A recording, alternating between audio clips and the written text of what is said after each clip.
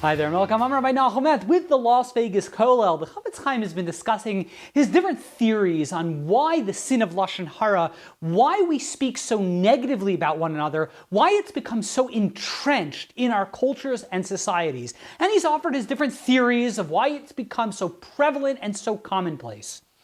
But the Chafetz Chaim continues and he says that regardless of what the reason is, the reality is for so many of us, Lashon Hara, because we're not familiar with the laws of Lashon Hara, because we don't study Lashon Hara, it becomes hurgal, it becomes a habit. And we don't even think about speaking negatively about one another. It's such a part of who we are. We just speak negatively about one another without even it crossing our minds that what I'm saying is prohibited, that what I'm saying is negative speech and it's Lashon Hara.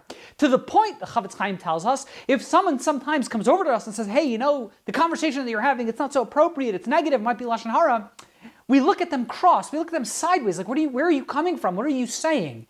For so many, the concept of Lashon Hara is so foreign, we've become so hurgal, so accustomed to speaking negatively about one another because we don't take the time to study the laws, to actually contemplate that Lashon Hara is forbidden.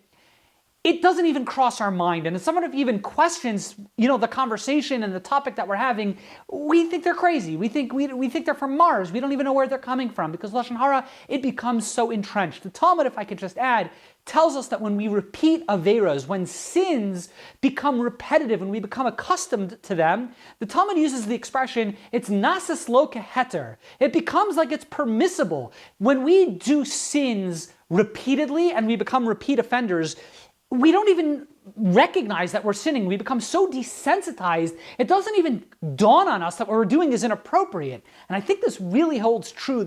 Has been my experience when it comes to Lashon Hara, when it comes to speaking negatively about one another. Some people, and for some of us sometimes, the concept of Lashon Hara, the concept of speaking negatively being a prohibition is such a foreign idea. We take it for granted. Of course I can talk about my friend, my colleague, my neighbor, my spouse, my whomever.